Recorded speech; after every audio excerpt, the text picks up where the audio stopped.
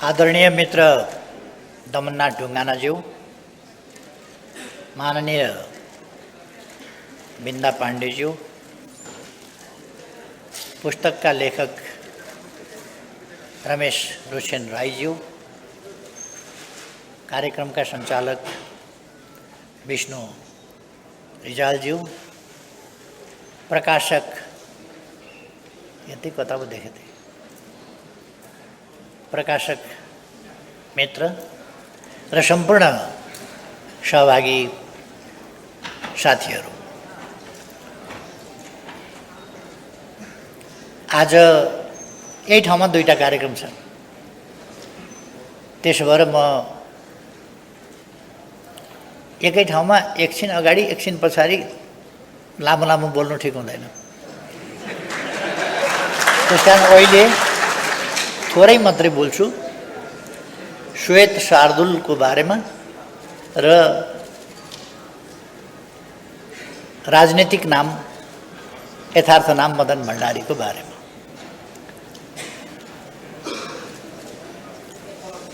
यो पुस्तक निकै मेहनत साथ, निकै खोज गरेर, अनुसन्धानात्मक ढङ्गले, राम्रो अध्ययन गरेर, धेरै व्यक्तिहरूसँग सम्पर्क सम्बन्ध गरेर, धेरैबाट जानकारीहरू लिएर, सूचनाहरू लिएर,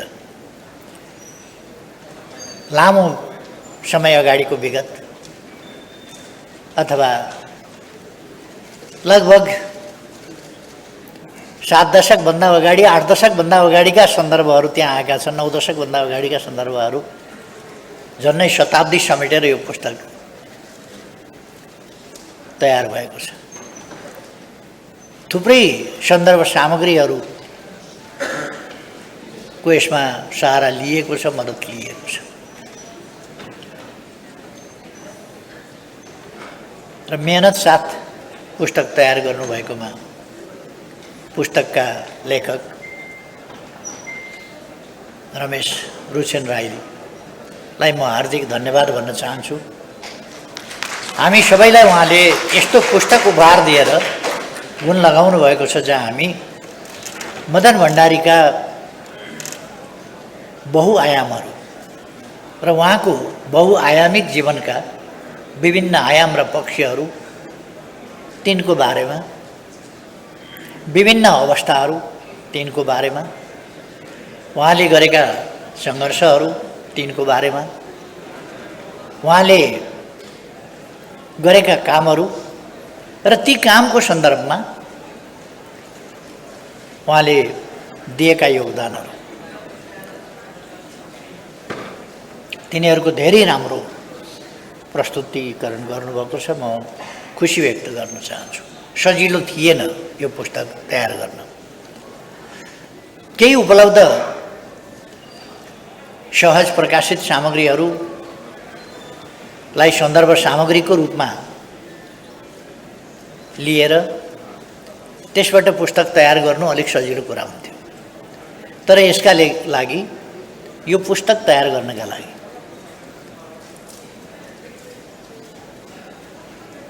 ताप्लेजुङ, आठराई,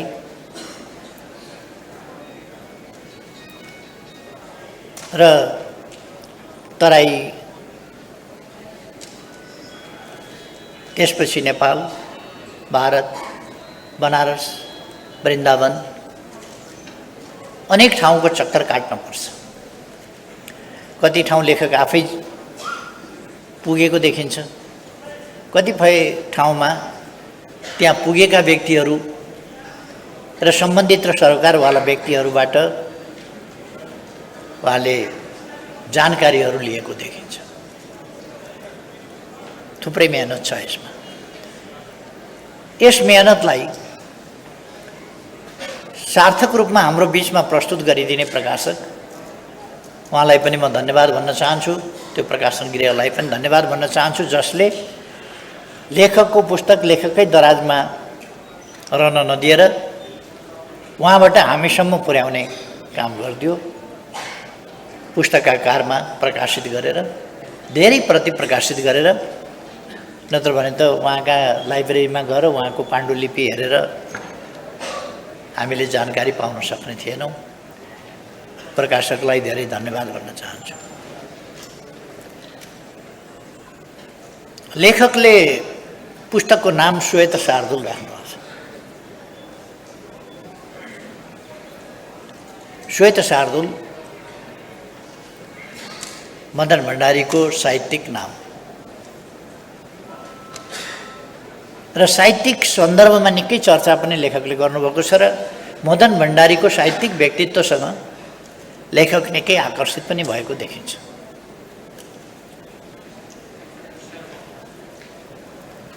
सँगसँगै राजनीतिक सन्दर्भ, राजनीतिक क्षेत्र, उहाँको जन्मदेखि दासढुङ्गाको रहस्यमय दुर्घटनासम्म सबै पक्षहरूलाई समेट्ने प्रयास राम्रैसँग लेखकले गर्नुभएको छ। त्यसो गर्दा उहाँका जीवनका विविध पक्षहरू पनि समेटिने भए।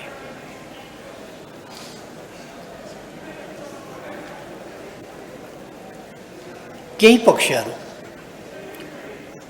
एउटा व्यक्तिको जिन्दगी, त्यो पनि यस्तो गतिशील व्यक्तिको जिन्दगी, जीवनको अवधि छोटो हुन सक्दछ, तर कसैले 100 वर्ष बाँचेको भन्दा छोटो समयमा धेरै काम गरेको हुन सक्दछ कसैले। सिकन्दर कति वर्ष बाँचे ठुलो कुरा होइन। अलेक्जेन्डर द ग्रेट थोरै उमेर बाँचे, तर उनले विश्वमा तहल्का ल्याए। उमेर कति बाँचे त्यसले मात्रै निर्धारण गर्दो रहेछ, तर सिकन्दरको कथा लेख्न पर्यो भने, जीवनी लेख्नु पर्यो भने, उनका कामहरूको इतिहास लेख्न पर्यो भने त्यस्तै थुप्रै व्यक्तिहरू छन् जो अलिक छोटो आयु बाँचे, तर आफ्नो बचाइले समाजलाई यस्ता योगदानहरू दिन सके, मार्गदर्शन गर्न सके, समाजको अनुपयुक्त स्थिति बदल्नका निम्ति र त्यसलाई उपयुक्त समाजतर्फ लानका निम्ति विचार प्रवाह गरे, ती विचारमा सङ्गठित गरे, ती विचारमा सङ्गठित भएको समुदायलाई परिचित गर्ने, त्यो मानव समुदायलाई परिचालन गर्ने, त्यसले एउटा आन्दोलनको रूपमा लिने, विचारको आन्दोलन र चेतनाको आन्दोलन, सङ्गठनको आन्दोलन र सामाजिक परिवर्तनका निम्तिको आन्दोलन, त्यस रूपमा अगाडि बढाउने ती कामहरू गरे। मदन भण्डारीको जिन्दगी त्यस्तै। उहाँ 41 वर्ष पनि पुरा पुग्नु भएको थिएन, केही दिन बाँकी थियो। उहाँ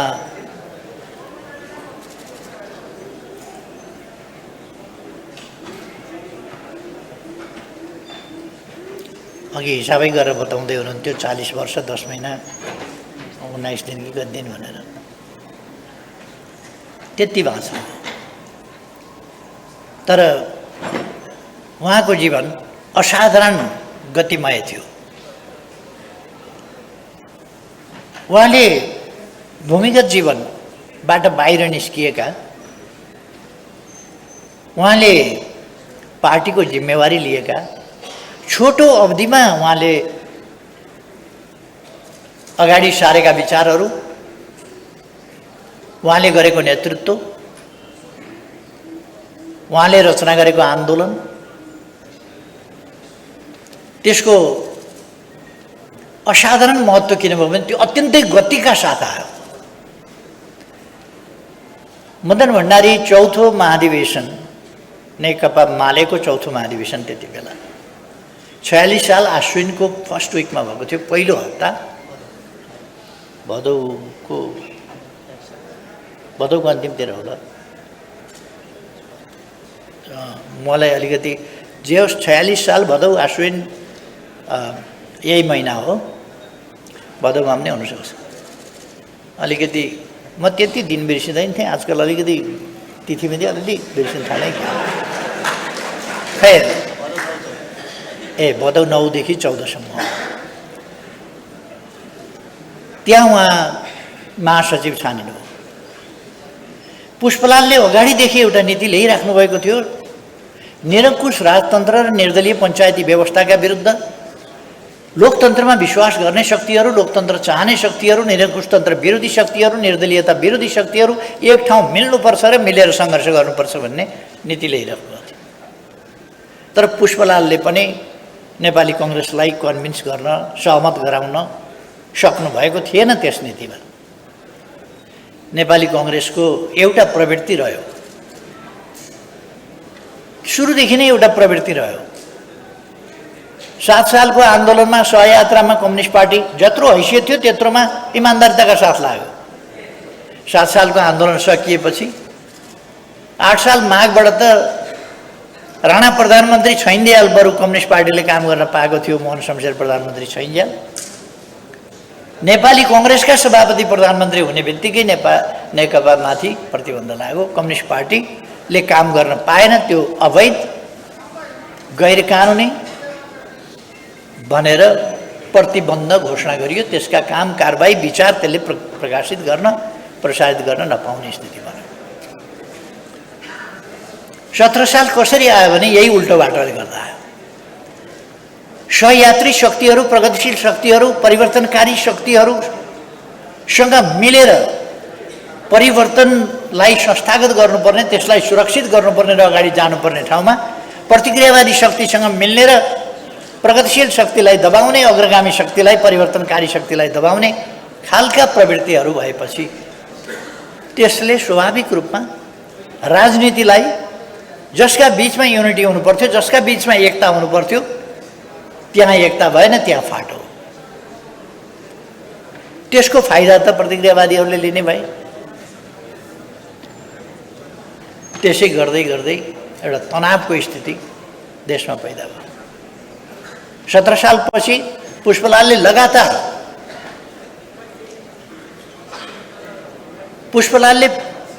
विघटित संसद, जहाँ नेपाली कङ्ग्रेसको 2/3 छ, कम्युनिस्ट पार्टीको जम्मा 4 सिट छ, 2/3 भएको काङ्ग्रेसको पार्लियामेन्ट, त्यसको पुनर्स्थापनाको माग पुष्पलालले गर्नुभयो र कम्युनिस्ट काङ्ग्रेस मिलेर पुनर्स्थापना गरौँ पुष्पलालले भन्नु। तर एकता सम्भव भएन।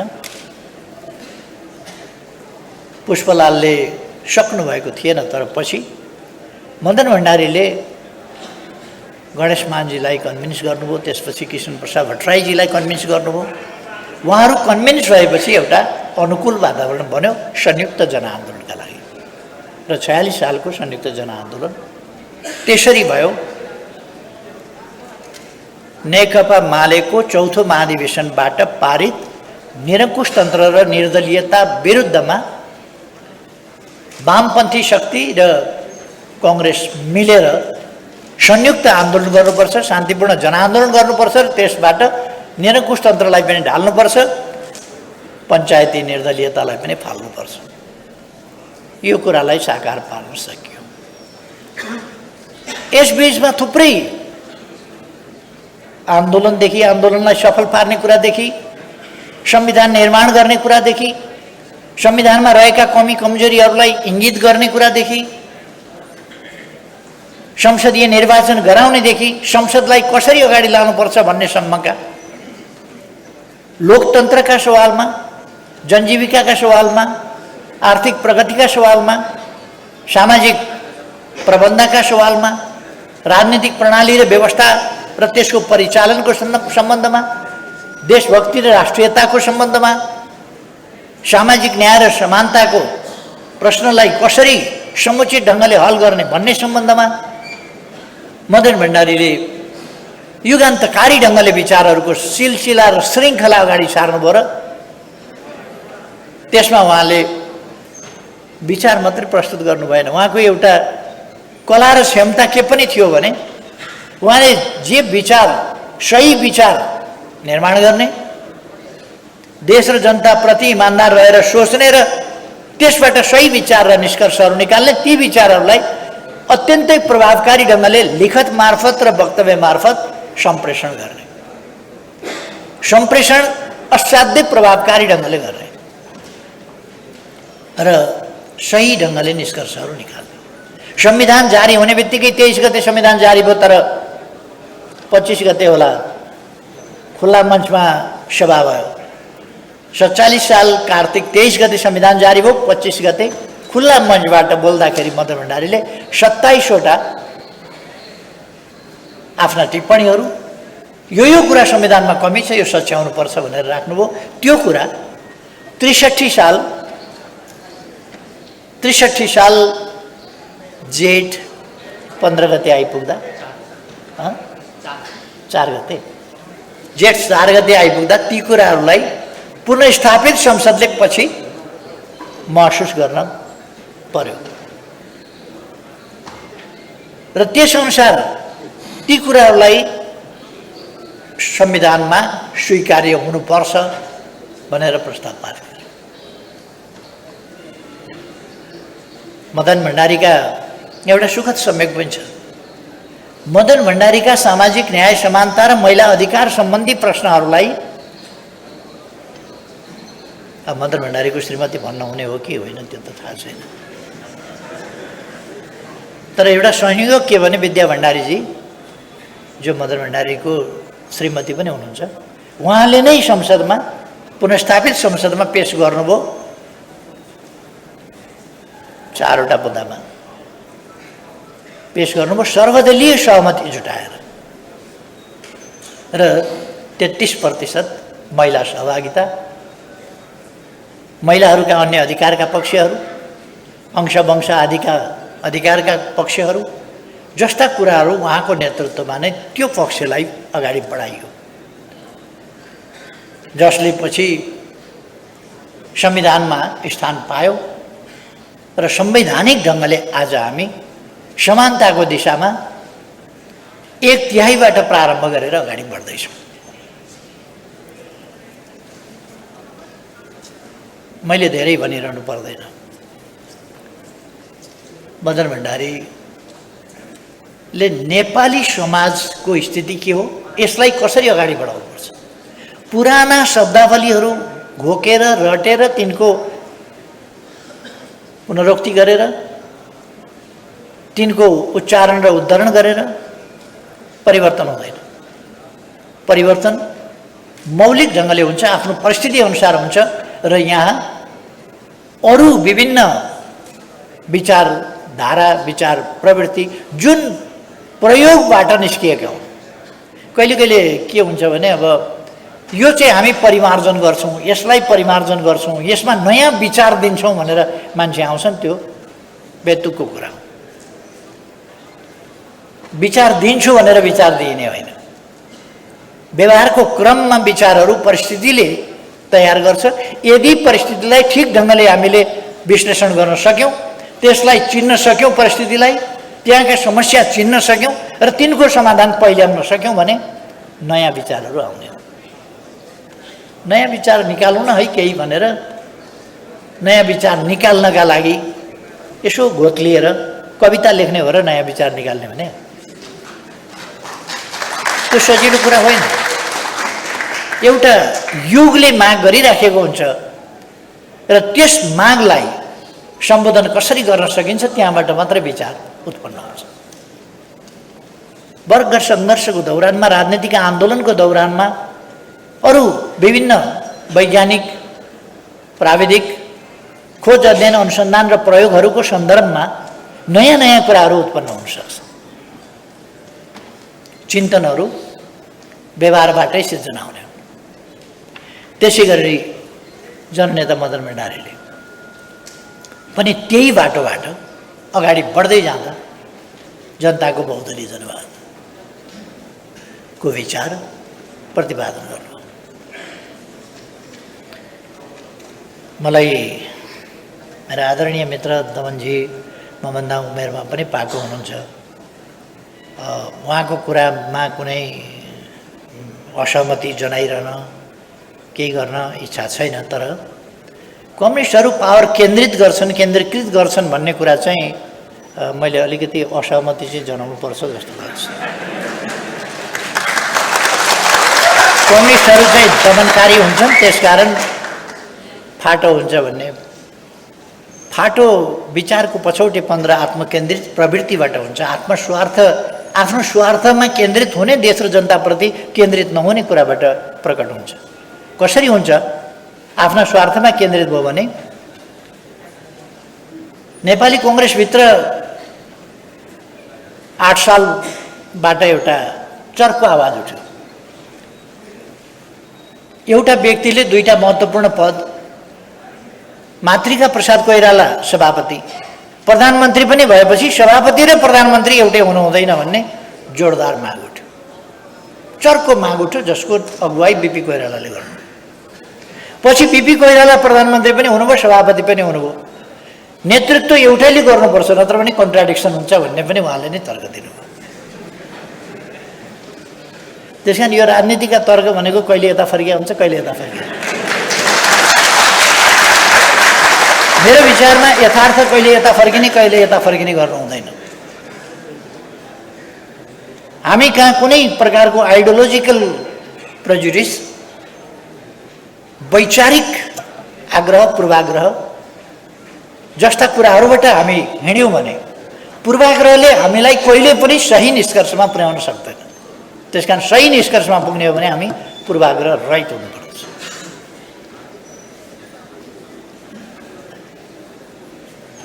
मोहम्मद महाथिरले पावर केन्द्रित गर्नुभएको थियो मलेसियामा। उहाँ कम्युनिस्ट होइन। ली कुआन यूले पावर केन्द्रित गर्नुभएको थियो, उहाँ कम्युनिस्ट होइन।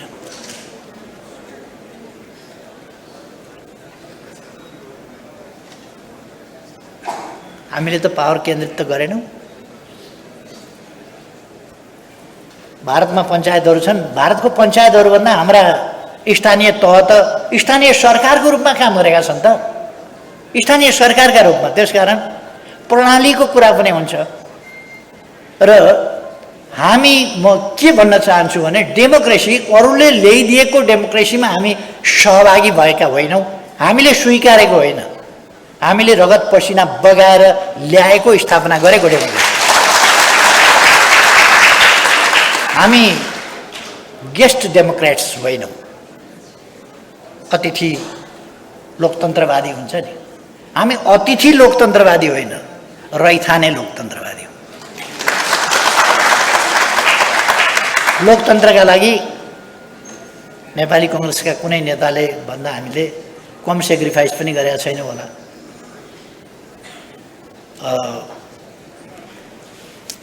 त्यसो भएर नेपाली कङ्ग्रेसले कम सेक्रिफाइस गरेको छ म भन्दिनँ। नेपाली कङ्ग्रेसले पनि सेक्रिफाइस गरेको छ,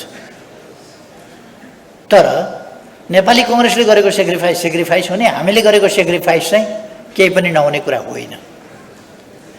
नेपालको डेमोक्रेसीलाई सेप दिने कुरामा, आकार दिने कुरामा, त्यसलाई यस्तो हुनुपर्छ डेमोक्रेसी भन्ने कुरामा नेकपा एमाले जुन डेमोक्रेसीको प्रारूप अगाडि सारेको छ, त्यो प्रारूपसँग कम्पिट गर्ने प्रारूप, त्यो खाका, त्यो चिन्तन अरू कुनै पार्टीसँग अहिलेलाई छैन,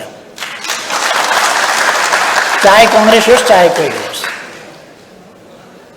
किनभने हामी जनताको बहुदलीय जनवादबाट गाइडेड छौँ, जो उत्कृष्ट डेमोक्रेटिक समाज सञ्चालन सम्बन्धी थ्योरी हो। स्वस्थ बहुदलीय, स्वस्थ प्रतिस्पर्धात्मक प्रणाली हामी मान्छौँ। यो कसैले हामीलाई सिकाइदिएको अथवा ट्याक्टिकल्ली एकछिनका लागि हामीले यसलाई मान्दैनौँ न भनेको कुरा होइन। त्यसकारण म भन्न चाहन्छु, हामीमा कुनै कन्फ्युजन रहनु हुँदैन कि पुराना कहीँका कुरा सुनेर, कहीँका प्रयोग सुनेर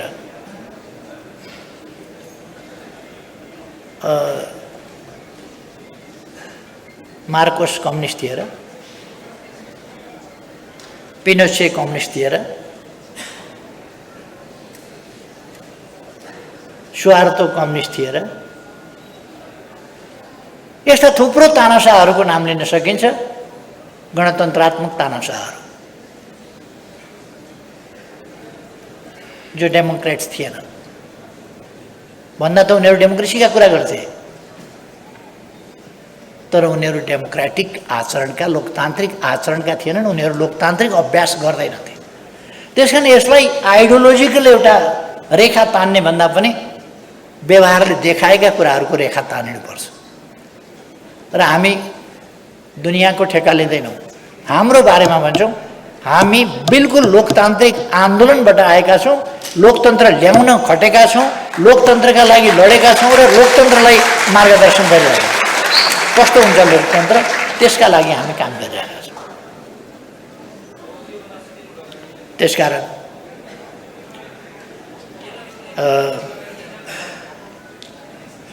नेपालमा फुटको एउटा नराम्रो श्रृङ्खला छ।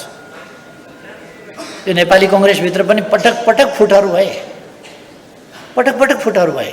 नेपाली कङ्ग्रेसभित्र पनि, कम्युनिस्ट पार्टीभित्र पनि फुटहरू भए। एकपल्ट त फुटको यस्तो भइसक्यो, आन्दोलन नै नेपालमा यस्तो भइसक्यो। 17 सालपछि, खास गरेर 18 सालमा एकपल्ट काङ्ग्रेसले राजाका विरुद्ध आन्दोलन अलिक सशक्तै ढङ्गले गर्न खोज्यो, तर निरङ्कुश तन्त्रको दमन यस्तो चाकली भयो, नेपाली कङ्ग्रेसले धान्न सकेन। र नेपाली कङ्ग्रेस त्यो दमन धान्न नसकेर कतिपय जेलमा, कतिपय मारिए, कतिपय निर्वासनमा। त्यो स्थितिमा कङ्ग्रेस पुग्यो। कम्युनिस्ट पार्टी टुक्रा टुक्रामा विभाजित भएर ससाना टुक्रा र डिफङ्ड हालतमा, त्यस हालतमा, विघटित हालतमा लगभग कम्युनिस्ट पार्टी पुग्यो। त्यस बेला, अहिलेभन्दा 50 वर्षभन्दा अगाडिको कुरा हो, त्यस बेला हामीले नै एउटा नयाँ एकता, नयाँ पार्टी निर्माण, नयाँ एउटा आन्दोलनकारी, परिवर्तनकारी विचार, त्यसको सुरुवात र एउटा आत्मविश्वासको सुरुवात गरेका थियौँ। हामीले त्यस बेला आफूलाई ठुलो कुरा केही भनेनौँ। हामीले आफूलाई एउटा सानो विद्रोहको झिल्को भन्यौँ, जसलाई झापाको झिल्को भनेर हामीले भनेका थियौँ। सानो झिल्को मात्रै हो, तर झिल्को यो फैलिन सक्छ र फैलिन्छ हामीले भनेका थियौँ। अहिले यो झिल्को यो पछि फैलिन्छ। हाम्रो भविष्यवाणी 100% सही रहेछ। जति दमन गरे पनि, जे गरे पनि त्यो झिल्को चाहिँ देशव्यापी मात्रै होइन। अहिले म भनिराखेको छु, नेपाल व्यापी मात्रै होइन नेकपा एमाले, नेपाली व्यापी छ। जहाँ छन् नेपाली त्यहाँ छ एमाले। त्यो हामीले आफ्नै जीवनकालमा, त्यस बेला सुविधा थिएन हामीलाई, आन्दोलनको सुविधा थिएन हामीलाई, सल्काउने ग्यास थिएन हामीसँग, पट्ट प्लग थिचेर बाल्ने बिजुली थिएन हामीसँग। हामीले चकमक र दर्शन ढुङ्गा ठोक्काएर झिल्को निकाल्नु परेको थियो। त्यो स्थितिमा थियौँ हामी। आन्दोलनका सुविधाहरू थिएनन् हामीलाई, विचार थिएन, सङ्गठन थिएन, केही पनि थिएन। त्यस्तो खालको स्थिति, छरिएका स्थूल विचारहरू,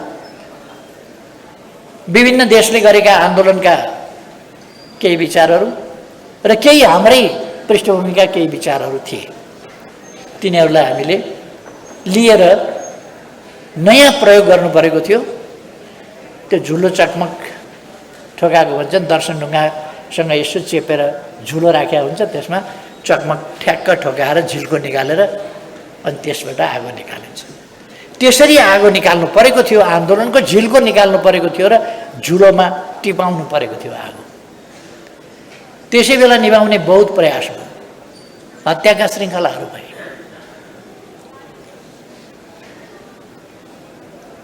त्यसरी विभत्स दमनको, गैर कानुनी, अमानवीय त्यस्तो दमनको श्रृङ्खला जेलबाट निकालेर 5 जना नियन्त्रणमा लिएपछि मार्न पाइँदैन भन्ने इन्टरनेसनल प्रचलन हो।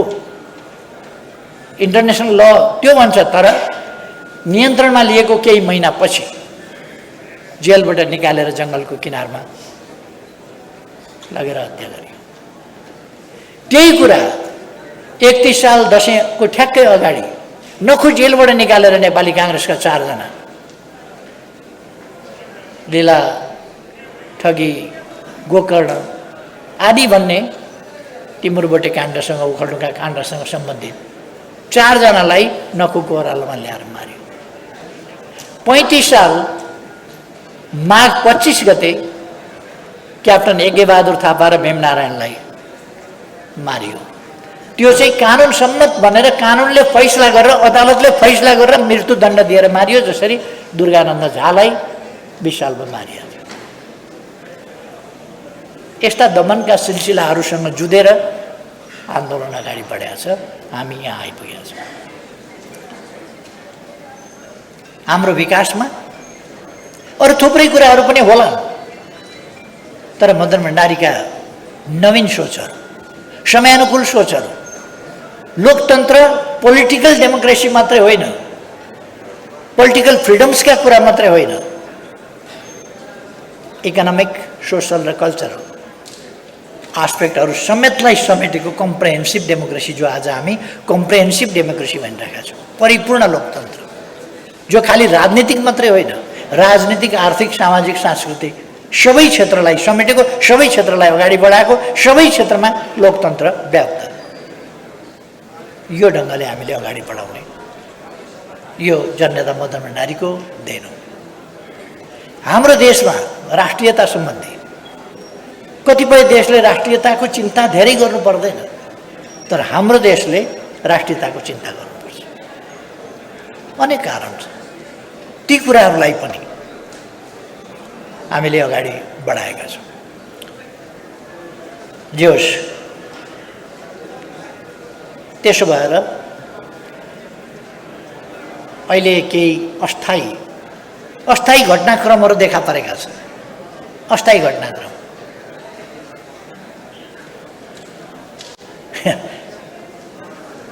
अस्तिको दिन वितरण गरेको जस्तो पदकहरू हामीले वितरण गरे भए बाबा,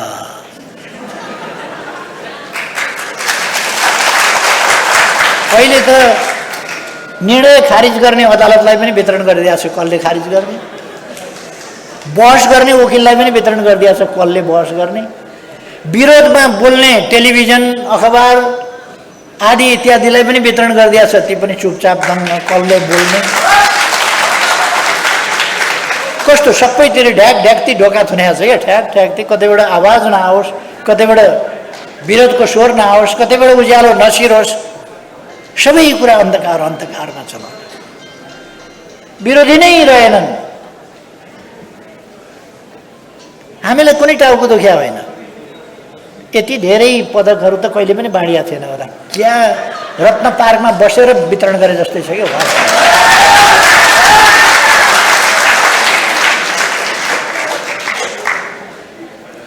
म प्रधानमन्त्री भएको बेला यसो गरेको भए ओहो के भन्थ्यो? बुद्धिजीवीहरूले के भन्थे? नागरिक समाज के भन्थ्यो?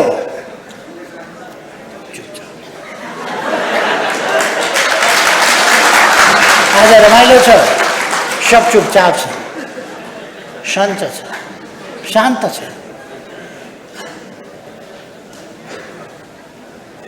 अनि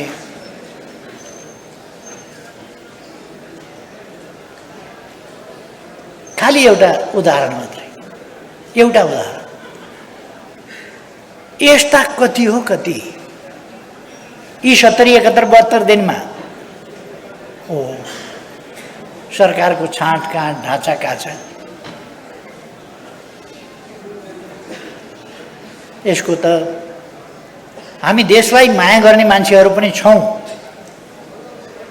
आज युवा पङ्क्ति नयाँ जोस जाँगरका साथ उठेको छ। फेरि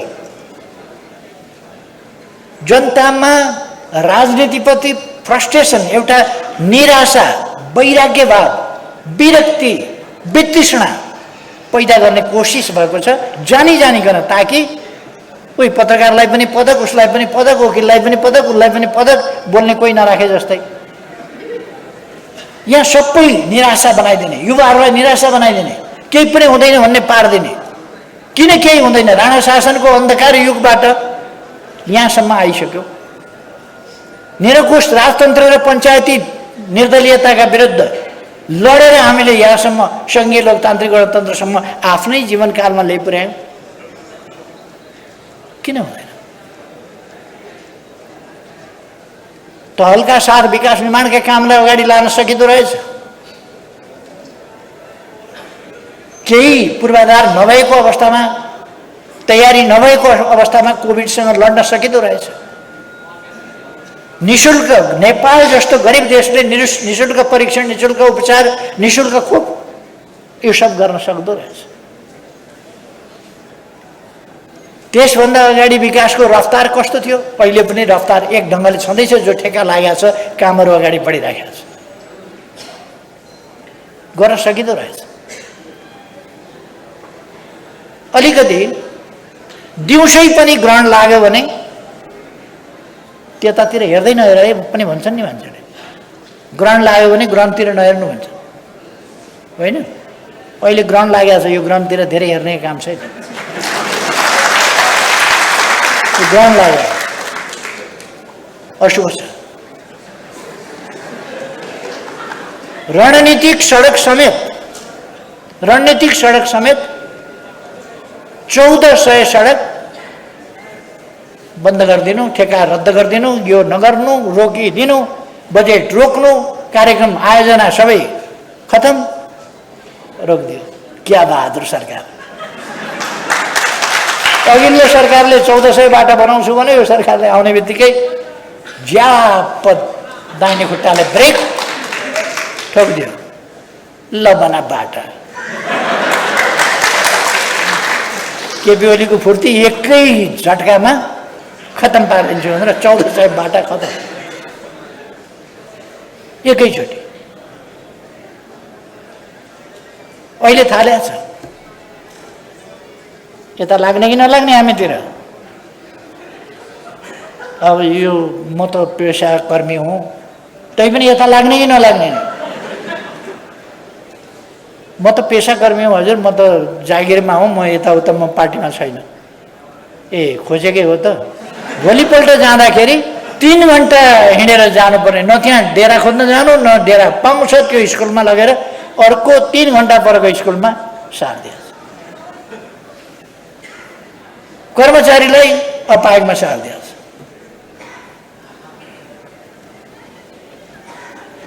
काखमा बच्चा छ महिलाको, काखमा बच्चा भएको महिलालाई जागिरबाट खानै नसक्ने गरी अर्को दुर्गम ठाउँमा सारिदिन्छ। वाह लोकतन्त्र!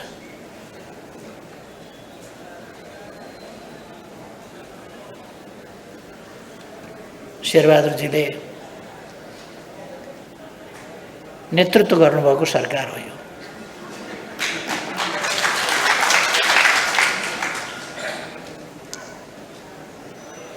यसमा रङ्गीबिरङ्गी मान्छेहरू छन्। अझै उहाँहरू कोसिस गर्दै हुनुहुन्छ रङ्गीबिरङ्गी सरकारलाई पूर्ण साइजमा। पहिले जस्तो त ल्याइन पाइँदैन, अहिले 25 भन्दा बढी बढाउन पाइँदैन। उहाँहरूको त रेकर्ड त 64-66 सम्मको रेकर्ड छ नि। उहाँहरूले पायो भने त भ्यागुताले फुलायो भन्दा फुलाउँदै जानुहुन्छ। तर अहिले संविधानले दिँदैन, 25मा सीमित हुनुपर्छ। 25मा सीमित हुन उहाँहरूलाई सजिलो भइरहेको छैन। गाह्रो त्यही हो। 70-72 दिन किन पूर्णता पाउँदैन सरकारले? कार्यकाल छ 1.25 वर्ष। 1.25 वर्षको 20% भाग गयो यसैमा। खाली चिन्ता हो, देशको बहुमूल्य समय बर्बाद हो, चिन्ता हो। दुरुपयोग हो, चिन्ता हो।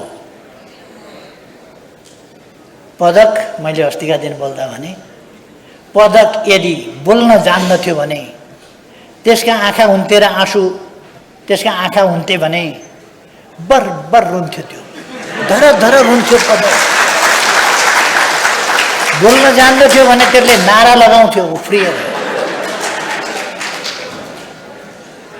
के तमासा भयो भनेर। तर के गर्ने, पदक बोल्न जान्दैन, आँसु खसाउन त्यसको आँखा छैन, बाध्य छ त्यो जसका घाँटीमा झुन्ड्याइदिए पनि झुन्डिन, बाध्य। जान्ने भने मान्छे होइन पदकले पनि विद्रोह गर्थ्यो। कति लाज मान्दो होला त्यो पदकले विचार गर्नु। खैर, मदन भण्डारीले देखाउनु भएको बाटो चाहिँ यो होइन। त्यो बाटो सही बाटो हो, त्योभन्दा विपरीतको बाटो यस्तै हुन्छ अहिले जो सरकार हिँड्दैछ। फेरि एकपल्ट मदन भण्डारीका बाटो र विचारहरूको सम्बन्धमा चर्चा अगाडि ल्याउनु भएको छ। म फेरि एकपल्ट लेखक भाइलाई धन्यवाद भन्न चाहन्छु, प्रकाशलाई पनि धन्यवाद भन्न चाहन्छु। टिप्पणीकर्ता महानुभावहरूले बहुत सारगर्भित आफ्ना कोणबाट प्रस्तुतिकरण गर्नुभएको छ, धन्यवाद भन्न चाहन्छु, खुसी व्यक्त गर्न चाहन्छु। मलाई पनि यहाँ आमन्त्रण गर्नुभयो, खुसी लागेको छ, धेरै धेरै धन्यवाद भन्न चाहन्छु। अब बढी समय नलिकन आफ्नो भनाइ यहीँ टुङ्ग्याउँछु। सबैको धन्यवाद।